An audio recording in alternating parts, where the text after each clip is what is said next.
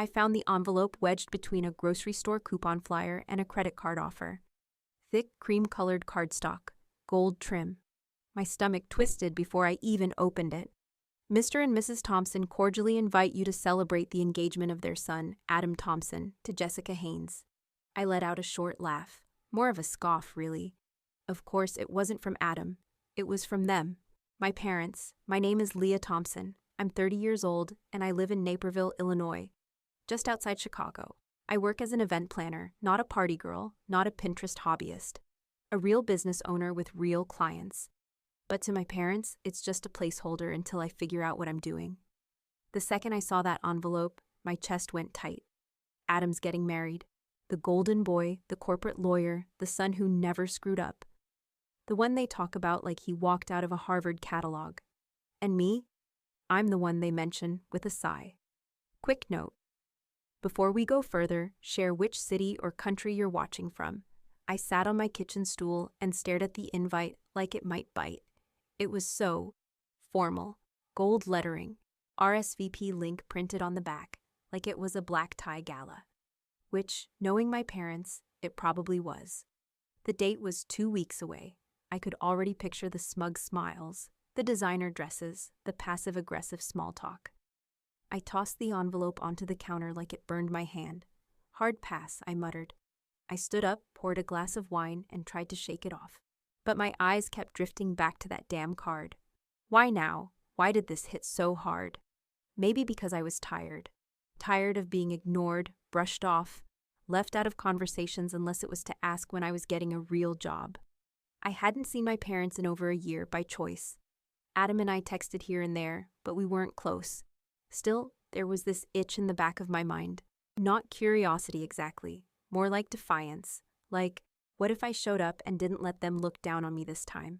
What if I wore something they couldn't ignore? What if I stood my ground? I pulled out my phone, stared at the RSVP link. I could feel the nerves in my fingers, but I clicked it. Yes, I'd attend. Then I put my phone face down and went to pour another glass. The wine didn't help. I kept staring at the RSVP confirmation like it might disappear if I blinked hard enough. But instead of calming me down, it dragged me back. Back to that brick monstrosity of a house in Glenview, where everything had to be perfect. Pristine lawn, 3-car garage, and not one damn corner where a mistake could hide. Growing up in that house felt like walking on a stage you never auditioned for. My parents, Gary and Diane Thompson, ran a financial advisory firm together. Numbers, performance, control. That's how they lived. There wasn't space for gray areas or creative interests. Adam was born ready for it. Top of his class, captain of the tennis team, sat tutor on weekends, the whole future lawyer package. And me, I liked to draw, paint, build things out of junk in the garage. You're too distracted, my dad said once after I got a B in algebra. He said it like I'd crashed the car into the mailbox. I just don't want you to waste your potential, he added, like he was trying to sound supportive. But it never came out that way. My mom would just shake her head and sigh whenever I came home excited about something creative. You'll never make a living doodling on napkins, Leah. They weren't screaming at me, they didn't have to. Disappointment was their native language. Adam got steak and Harvard brochures. I got nagging emails and calendar reminders to think about college seriously this time. I still remember senior year, when I told them I wanted to study design. Interior, maybe fashion. My mom nearly dropped her wine glass. No, Leah, absolutely not. That's not a real career, she said, like I'd suggested being a magician. I ended up going to a small state school in Milwaukee, majoring in business with a concentration in marketing. It was the closest thing to art they'd halfway tolerate. But I hated every second of it. The only thing that kept me sane were the student events I helped organize on the side. Galas, mixers, fundraisers. Turns out I had a talent for making things look amazing and run like clockwork. After college, I stayed in Milwaukee and got a job with a small events agency. It didn't pay much, but I was doing something I actually liked. When I told my dad, he didn't even look up from his laptop. So you're working parties now? I didn't answer. But the night that really stuck with me, the one that drew the line, was about 6 years ago. We were at some fancy steakhouse for Adam's promotion to junior partner. I'd just gone freelance and started building my own event brand. Halfway through dinner, my dad leaned over and said, "It's just sad watching someone with your IQ settle for mediocrity." The table went quiet. Adam said nothing. My mom looked down like the butter knife was suddenly interesting. That was it for me. I didn't say a word. I just got up, grabbed my coat, and walked out. I stopped talking to them for almost a year after that. And yet here I was. RSVP'd, yes. Apparently, I still had something to prove. I stood in front of the mirror longer than I wanted to admit, running a brush through my hair with one hand and holding a lukewarm coffee in the other. My closet was already torn apart.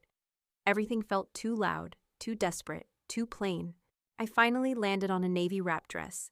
Clean lines, tasteful, just enough to look like I had my life together without screaming, "Look at me." I paired it with nude heels, pulled my hair back into a low bun, and kept my makeup simple. I didn't want to compete. I wanted to exist on equal footing.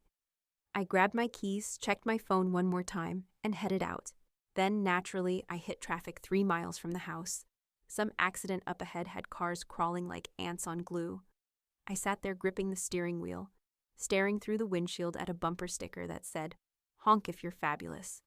God, I thought, they still think I'm a failure. No matter how many contracts I signed, how many 6-figure events I pulled off, they only saw the kid who doodled in the margins and couldn't sit still at the dinner table. I pictured the room already. Stemware clinking, designer dresses, real estate agents and hedge fund managers pretending to care about other people's kids. It didn't matter what I wore or said. In their world, you either played the game or you didn't belong. When I finally pulled up, the mansion looked exactly the same. Wide stone driveway, towering windows, lawn trimmed like a golf course. Even the damn landscaping looked expensive. I sat in the car for a minute, staring at the place I used to call home, even though it never felt like it. Then I unclenched my jaw and got out. The front door opened before I even rang the bell. "Adam." "Hey," he said, stepping out in a navy blazer like he was in a political campaign ad. "Hey," I said, forcing a smile. "You look nice." "So do you," I said. We hugged. It was quick, polite, like old coworkers. "You came early," he added. "Traffic cleared up," I lied. We walked into the foyer and it hit me. Same marble tile, same crystal chandelier, same pressure in my chest. Inside, the house buzzed with the kind of soft, practiced laughter that comes from people used to keeping up appearances. Jessica was at the center of it all, blonde, smiling, wine glass in hand. She looked stunning in that perfectly symmetrical, white teeth kind of way. Aunt Karen waved me over with a fake warm grin. "Leah, I didn't know you were coming." "I RSP'd," I said flatly. "Of course you did," she laughed, already turning away. Dinner was served in the formal dining room, complete with place cards and monogrammed napkins. Of course. I sat at the far end of the table, next to some guy from my dad's golf club, who asked me if I was still doing weddings. I nodded, gave him a non-answer, and took a sip of wine. The whole table talked like I wasn't there. Finance, law, real estate, ski trips. Adam was all smiles, holding Jessica's hand, talking about their honeymoon in Italy and how the firm might fast-track him to senior partner next year. I kept quiet. I wasn't here to brag or defend. I just wanted to see how far things had gone without me. And I did. The distance, the performance, the polite exclusion. Same house, same show. And I was still the one behind the curtain. Someone at the far end of the table was talking about real estate investing, but I wasn't listening. I was too focused on cutting my fillet into perfect little squares while pretending I wasn't invisible. That's when my mother's voice cut through the hum of small talk. Well, at least with Adam, we always knew where he was headed. He had goals, direction. You could see the path. She smiled toward Jessica, then glanced briefly down the table, toward me. Not everyone's been quite so clear. It wasn't loud. It didn't have to be. Every nerve in my body tensed. I didn't look up. I just kept cutting. I could feel her watching me, waiting for a reaction. I didn't give her one. But the sting landed, right where it always did. Deep. Same place it always found. I took a sip of wine, swallowed it too fast. Adam jumped in. Of course he did. "Well, law's pretty structured, Mom. You either make it or you don't. Not every career works like that." True, she said with a quick nod. But structure is important. It gives you purpose. I finally looked up and met her eyes. She looked away first. Adam launched into a story about court filings, deadlines, some big case he'd helped settle for the firm. Everyone at the table leaned in like he was the keynote speaker at a damn TED Talk. Jessica chimed in. He's so dedicated. Even answers emails at 2 a.m. I have to force him to sleep sometimes. Laughter. My dad raised his glass. That's what it takes. Discipline. That's why he's going places. Then he looked at me. And what about you, Leah? Are you still freelancing? Or what's the setup now? I blinked. I run my own company. He raised his brows. So no boss? No. Interesting. He said it like it wasn't. Like it was a polite way of saying not real. Must be nice setting your own hours, he added. I wanted to laugh. Like I was just rolling out of bed at noon and throwing glitter on centerpieces. But I didn't say anything. Not yet. You enjoy it? He asked, still holding his wine glass, not even looking at me directly. I do. That's good, he said, tone flat. I dropped my knife a little harder than I meant to. It clinked against the plate, sharp and fast. Dad, Adam said under his breath. No, it's fine, I said, setting down my fork. He's just being honest, right? The table went still, just for a second. Then someone coughed. Someone else reached for more wine. I leaned back in my chair and looked around the room. Every wall, every chandelier, every perfectly polished piece of silver. All of it screaming control, appearance, expectations. I'd spent most of my life trying not to piss them off. Trying to be acceptable enough to stay in the room. And for what? So my dad could pretend I was a lazy teenager who never grew up? So my mom could whisper that I lacked direction while polishing her glass of Cabernet? I looked at Adam. He met my eyes, then quickly looked back down at his plate. Of course, my jaw clenched. I could feel something rising in my chest. Not sadness, not shame, just heat. I wasn't here to be tolerated. I didn't know exactly when I'd say it or how it would come out, but I knew this. Something was going to break tonight. They weren't going to smile their way around me forever. I poured myself another glass of wine. Steady hands, no shaking. Let them talk. I was done hiding. Jessica reached for the breadbasket, laughing at something Adam said about hiking in Italy. Then out of nowhere, she turned to me like I hadn't just been sitting silent for the last 45 minutes. You know what's funny, she said, smiling like she'd just remembered something cute. I had no idea Leah was the Leah Thompson until I saw her website last week. My head snapped up. What? Jessica grinned. Yeah, I was talking to one of the coordinators at Azure Tech. Remember, babe? That giant launch party last fall? Anyway, I asked her who planned it because it was flawless, and she said your name like I should know it. Turns out I've seen your work all over Pinterest. The table went still, not dead silent, but that tight pause people do when they realize something just veered off script. Jessica kept going, oblivious. You planned that whole corporate thing in LA, right? The one with the LED tunnel entrance and the floating dessert bar? I blinked. Yeah, that was me. Oh my God, she said, genuinely impressed. That was stunning, seriously. I sent pictures to our wedding planner. She was floored. I glanced toward my parents. My mom's fork hovered midair. My dad's lips were pressed into a line like he'd bitten something sour. They didn't say a word. Jessica leaned in, full sparkle.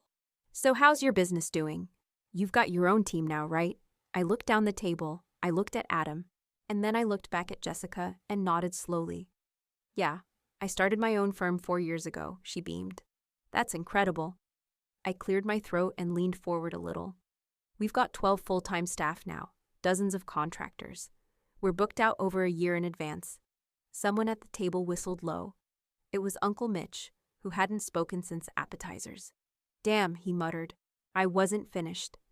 We just wrapped a summit for a Fortune 50 company last month, I said, letting it land. I've been flown to Dubai twice this year. Forbes did a piece on our innovation model back in March. The room shifted. People straightened up. Eyes locked on me like I'd grown a second head. My mom finally set her fork down.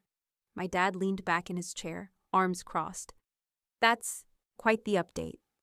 I nodded. We crossed 7 figures in revenue last quarter. Valuations set to double by next year. His jaw clenched. No smile, just quiet. My mother's expression was unreadable. Her lips parted slightly, like she was about to speak, but nothing came out. Adam blinked hard. Wait, you're saying your company's worth millions?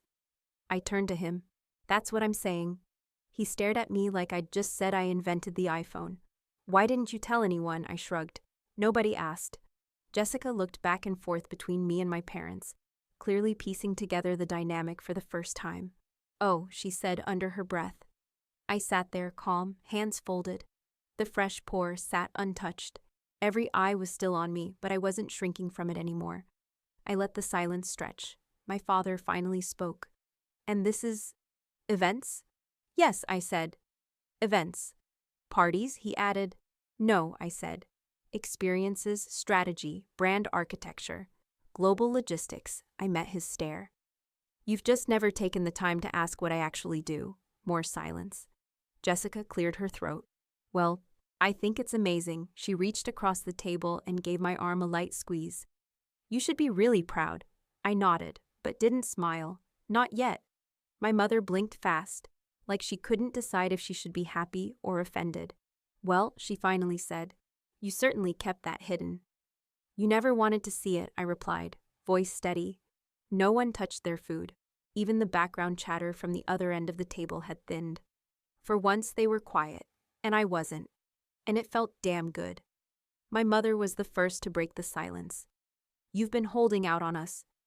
Her tone wasn't impressed. It was cold, like I'd just confessed to a crime. I didn't flinch. You never asked. Her eyebrows twitched. She leaned back like I'd slapped her. That's not fair, Leah. It's exactly fair, I said. You ask Adam about his work every time you see him. You've never asked me once how mine's going. She opened her mouth, closed it again, then turned to my dad like she needed backup.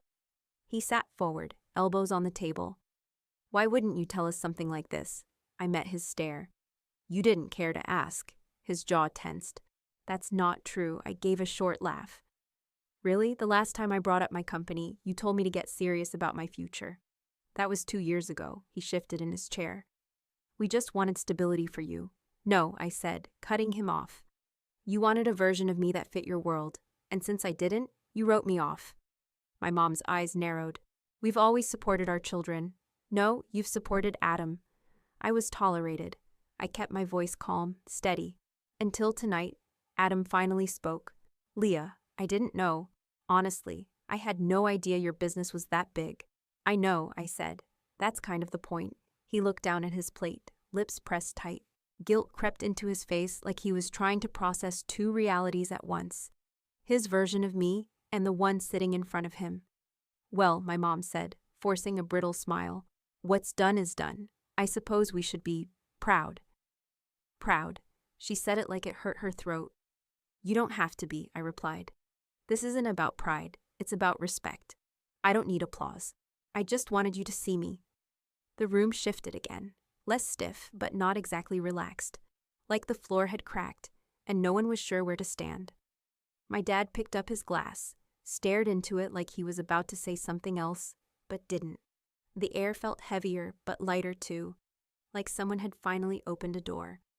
The rest of the dinner dragged on in awkward pieces. Small talk limped along. Jessica tried to keep things upbeat, asking about flowers and venues. Adam stayed quiet, still watching me like he was seeing something new. My mom asked me once what kind of events we typically do, but the question sounded like it was just there to fill space. I gave her a clean, quick answer. No fluff. As dessert hit the table, I sat back and took it all in.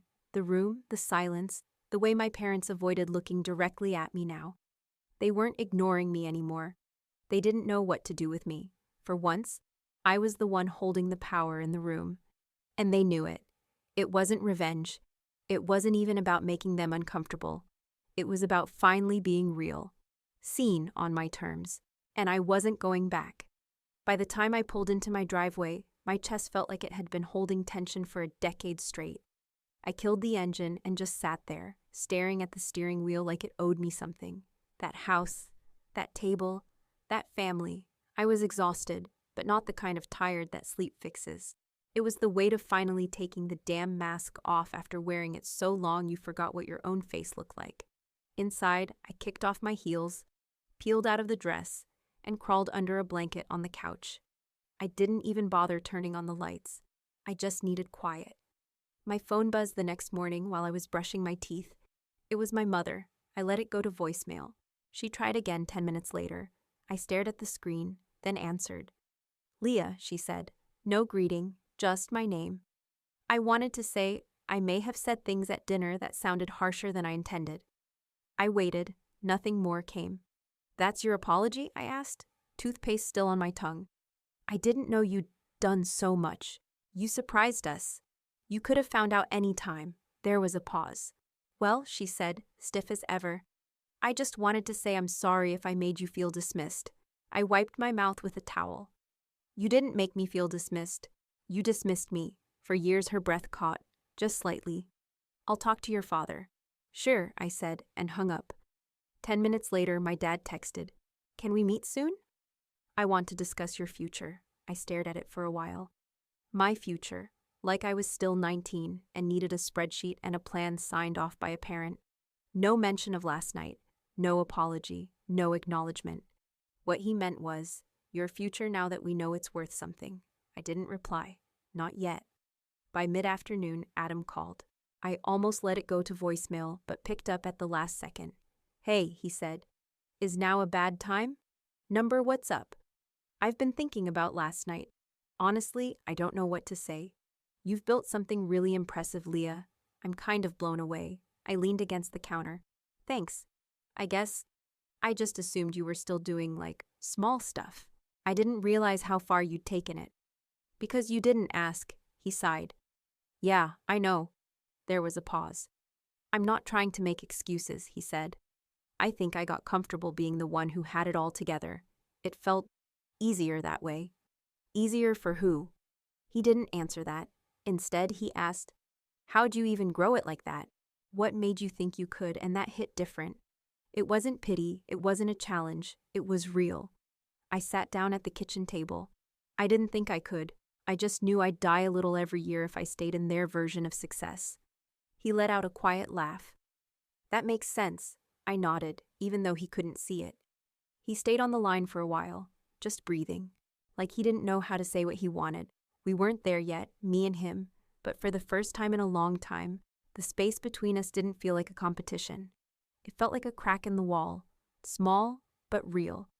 The next afternoon, I pulled into the parking lot of Glenstone Country Club, my parents' home away from home, the place where they held every fundraiser, wine tasting, and networking brunch that ever mattered to them. I hated this place. Inside, everything was too white and too quiet. Some hostess tried to smile at me like she recognized my last name, but I walked past her without slowing down. I spotted them near the back patio, Dad in his usual navy pullover, Mom in pearls and a blazer like she was being filmed. They stood up as I approached. "Leah," my mother said, reaching for a hug. I gave her a one-armed half-pat and sat down. Dad stayed standing for a second, then took his seat across from me. "Thanks for coming." "I didn't come for small talk," I said. "You said you wanted to discuss my future, so talk." My mother cleared her throat, dabbing the corners of her mouth with a napkin she hadn't used. "First, we owe you an apology. Last weekend was surprising." I leaned back. "No kidding." "We didn't realize how serious your business was," she added. "You've clearly done well." Dad jumped in. "Very well. I did some research this week. You're not just throwing parties. You're running a real company. Logistics, branding, capital. It's impressive." I crossed my arms.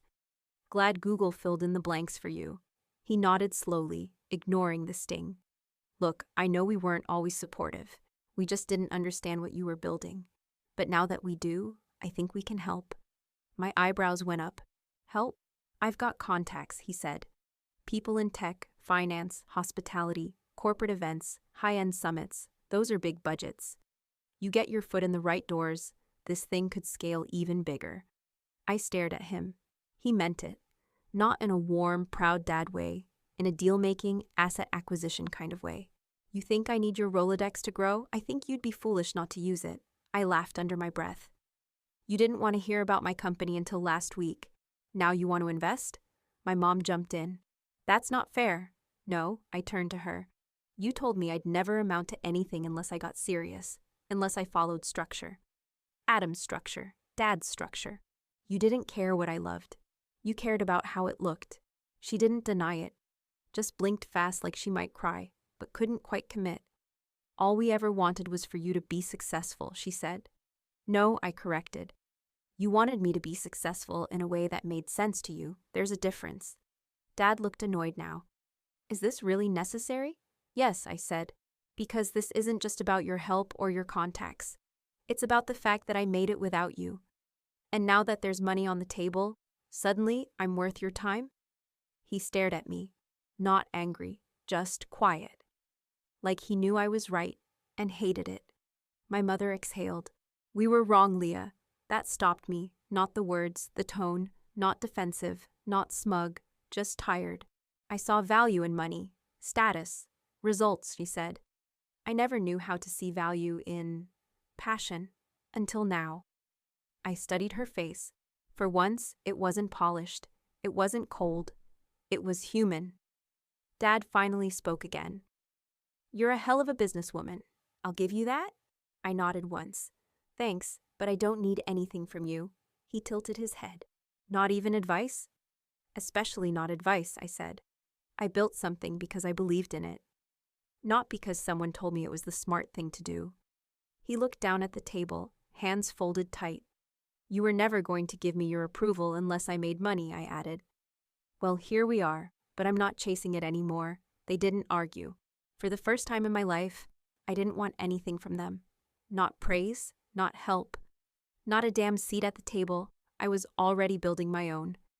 2 weeks after the engagement party, I stood under the spotlight at the new downtown office in Chicago, our flagship space.